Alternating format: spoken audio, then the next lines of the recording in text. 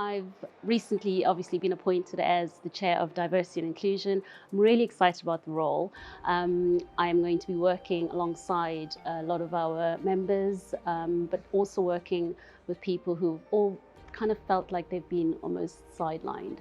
So this is something that we're going to hopefully, just continue with the work that my predecessor was doing, which is really amazing.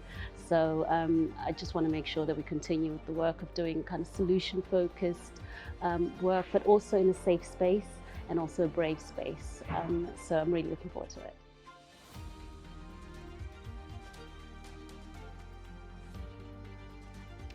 Black History Month is something that I really think that it's really vital that we, make sure we highlight within the veterinary profession.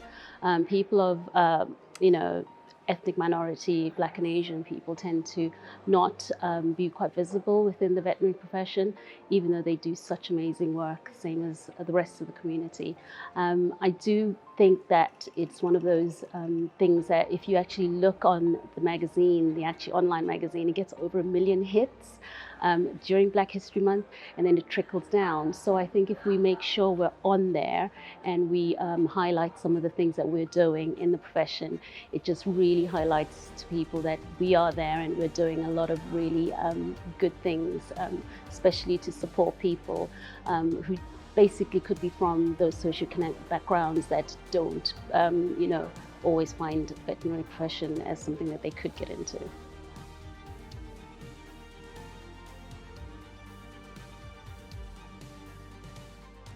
Honestly, I think make the box bigger, and people say, what box are you talking about? So there's an image, it's amazing, and you've basically got a picture of 3 people standing trying to look over a wall, and one of it says equality and the one is equity. And actually equality is giving all 3 people the same size box to try and look over the same wall, but it makes no difference. So equity would be to make sure that everybody, depending on how high they are and how tall they are, gets a different size box. And that's equity. And that's what we need to do with regards to BAME students and people trying to get into the profession, whether it's by bursaries or specific areas in which we can help them financially to access everything that other people already have access to.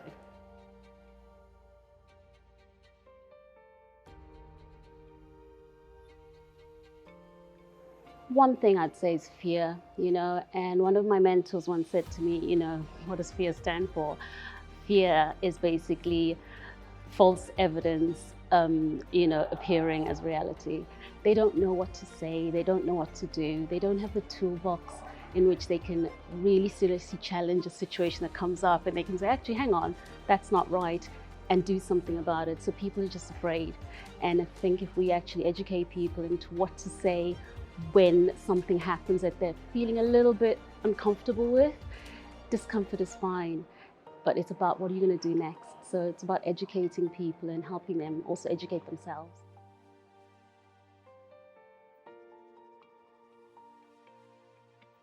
I've been working with some really amazing people from the BVA, BVEDS, British Chronic Illness and Society, and also from the LBGQ+. And we have actually been doing this probably for the last 12 months, where we're going from conference to conference and we're doing workshops and we're teaching people the tools that I was talking to you about.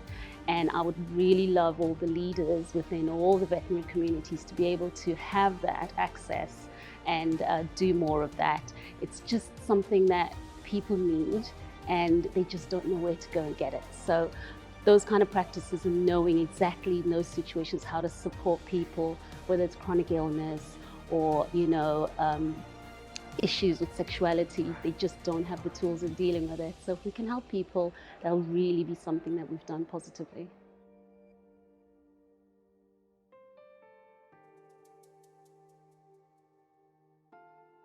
I think what would be really lovely is, in the same way that mental health used to be taboo, now all you do and see, you switch anything on and it's about how important mental health is.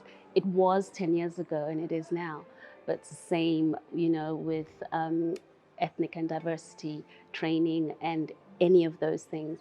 I think we need people to be able to stand up and say, I made a mistake, these are my missteps. It would be lovely to have these conversations, you know, in the prep rooms, in boardrooms, instead of, I don't know if I'll offend them if I say something.